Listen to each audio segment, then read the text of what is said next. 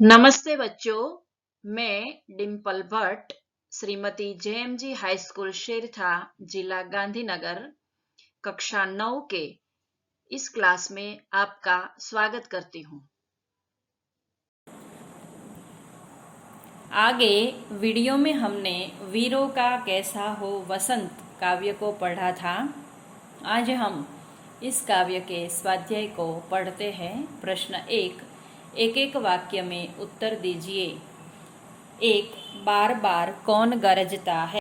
बार बार समुद्र गरजता है। बच्चे यहाँ पर ध्यान दें कि आप जल्दी जल्दी में हमेशा यह गलती कर बैठते हैं कि बार बार बादल गरजता है, लेकिन बादल गलत जवाब है।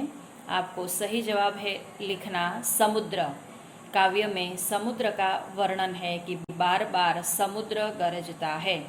प्रश्न 2, प्रकृति के तत्व क्या पूछ रहे हैं?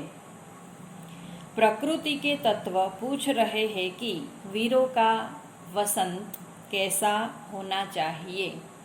प्रश्न 3, बधू वसुधा में क्या परिवर्तन आया? बधू यानी नव विवाहित जो बहू होती है घर की वह, और वसुधा यानी पृथ्वी। पृथ्वी को यहाँ पर नववधू के रूप में कवयित्री ने चित्रित की है। तो वसुधा में क्या परिवर्तन आया? वधू का अंग जो है वह पुलकित हो गया, ऐसा कवयित्री कहती है। प्रश्न 4, कवयित्री कुरुक्षेत्र से क्या कहती है? कवयित्री कुरुक्षेत्र से कहती है कि तुम जागकर देशवासियों को अपने अनंत अनुभवों के बारे में बताओ। 5, कवयित्री की कलम की क्या विवशता है? यहाँ पर विशेषता है कि कवयित्री की कलम की क्या विशेषता है। कभी विवशता शब्द भी आता है। कवि की कलम की यह विवशता है कि वीरों का वसंत कैसा हो, यह खुलकर लिखने की उसे अनुमति नहीं है, क्योंकि उन दिनों अंग्रेजों का इतना हमारे पर प्रभुत्व था कि वो हमें स्वतंत्र रूप से लिखने देते नहीं थे।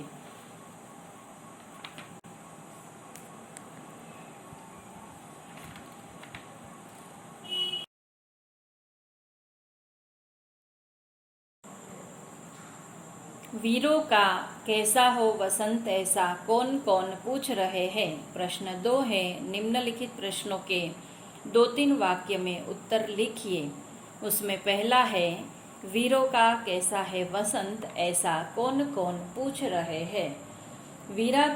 वीरों का कैसा हो वसंत ऐसा हिमाचल पर्वत, सागर, पूर्व पश्चिम की दिशाएं, पृथ्वी और आकाश तथा क्षितिज जहाँ धरती और आकाश मिलते हैं। यह प्रश्न पूछ रहे हैं कि वीरों का वसंत कैसा होता है। प्रश्न 2, कह दे अतीत अब मौन त्याग, ऐसा कवयित्री ने क्यों कहा है? देश के इतिहास में वीरता और पराक्रम दिखाने वाले अनेक शूरवीर हो गए हैं। हम अपनी स्वतंत्रता और गौरव की रक्षा के लिए बलिदान देने का पाठ उनसे सीखते हैं। इसलिए कवयित्री ने कहा है कि कह दे अतीत अब मौन त्याग, कि तुम्हें अब मौन का त्याग करना है। प्रश्न 3, किन ऐतिहासिक घटनाओं के आधार पर कवयित्री ने वीरों का वसंत बताया है? पहला उदाहरण दिया है हनुमान का, कि हनुमान द्वारा लंका को जलाना यानी लंका दहन करना, यह एक ऐतिहासिक घटना है। दूसरी है कुरुक्षेत्र में महाभारत युद्ध, हल्दी घाटी में राणा प्रताप तथा सम्राट अकबर का युद्ध, तानाजी द्वारा सिंहगढ़ विजय, ये हमारे इतिहास की बहुत ही प्रेरक घटनाएं हैं। इन्हीं के आधार पर कवयित्री ने वीरों का कैसा हो वसंत यह बताया है।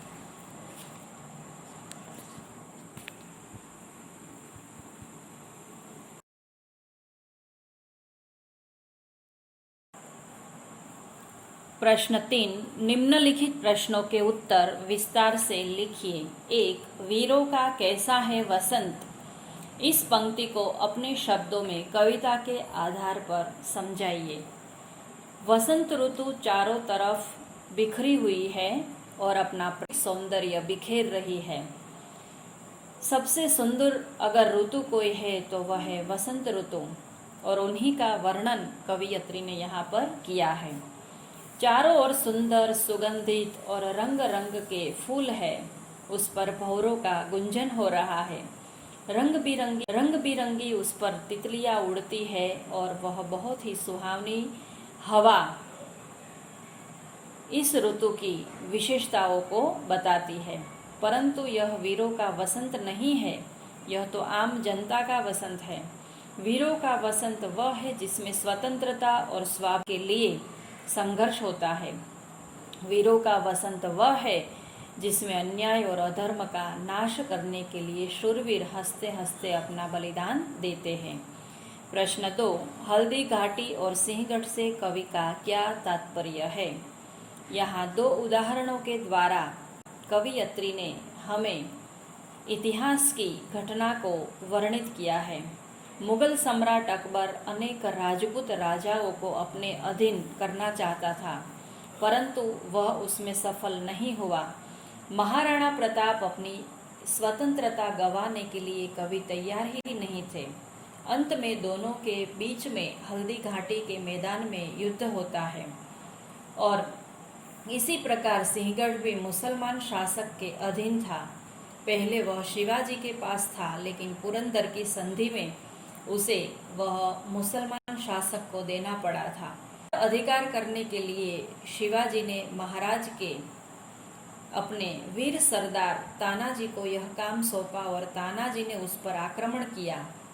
दोनों के बीच में कड़ी टक्कर हुई और कड़ी टक्कर के बाद सिंहगढ़ हाथ में आ गया, पर अद्भुत वीरता दिखाते हुए तानाजी मालसुरे उसमें शहीद हो गए।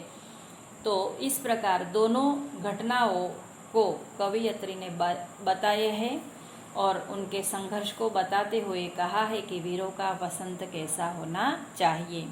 प्रश्न 3 है कलम बंदी स्वच्छंद नहीं, ससंदर्भ समझाइए। वीरों का कैसा हो वसंत, इस कविता में कवियत्री ने अपनी विवशता को बताया है कि यह कविता जब लिखी गई थी तब देश पर अंग्रेजों का शासन था। अंग्रेजी सत्ता ने देश में दमन चक्र चला रखा था। उस समय अंग्रेजों के अन्याय के विरुद्ध लिखना अपराध माना जाता था। ऐसा लिखने वालों को कड़ी से कड़ी सजा दी जाती थी। उनकी कृतियों को जलाया भी जाता था। उनकी रचनाएं जब्त कर ली जाती थी। उसी संदर्भ में कवियत्री लिखती है कि मेरे लिखने पर पाबंदी है, मैं स्वतंत्र नहीं हूँ, मैं चाहूँ तो भी कुछ खुलकर नहीं लिख सकती है, क्योंकि मेरी कलम स्वतंत्र नहीं है, मेरी कलम बंधी हुई है। तो इस प्रकार यहाँ पर अंग्रेजों की कवियत्री ने बात की है। कविता में आए हुए व्याकरण को हम देख लें। पर्यायवाची शब्द है प्राचीन, पूर्व दिशा, उदधि, समुद्र, वधु यानी बहु, वसुधा यानी पृथ्वी, अतीत यानी भूतकाल, घमंड यानी अभिमान। शब्द समूह के लिए एक शब्द देखें तो कविता लिखने वाली स्त्री कवियत्री। भाववाचक संज्ञा बताइए। वीरों की शूरवीरता हम सबको सदैव प्रोत्साहित करती है। शूरवीरता भाववाचक शब्द है। वीरों को अपने शौर्य पर पुरस्कृत किया जाता है। शौर्य शब्द भाववाचक है। हमारे वीरों ने दुश्मनों के घमंड को चूर चूर कर दिया। घमंड भाववाचक है। विशेषण देख लेते हैं। वसुधा के अंग अंग पुलकित हो उठते हैं। पुलकित शब्द विशेषण है। 2 उनकी कलम पर पाबंदी लगी है, वह स्वच्छंद नहीं है। स्वच्छंद शब्द विशेषण है। 3 उनकी ज्वलंत स्मृतियाँ हमारे हृदय में रोमांच खड़ा कर देती है। ज्वलंत विशेषण है। 4. ऐतिहासिक घटनाओं के आधार पर वीरों का वसंत कैसा होता है, शब्द विशेषण है। तो इस प्रकार देशभक्ति से भरी हुई इस कविता को हम पढ़ें और अपने स्वातंत्र्य सेनानियों को और क्रांतिकारियों को याद करें और उनके कहे अनुसार चले, यही कामना के साथ धन्यवाद।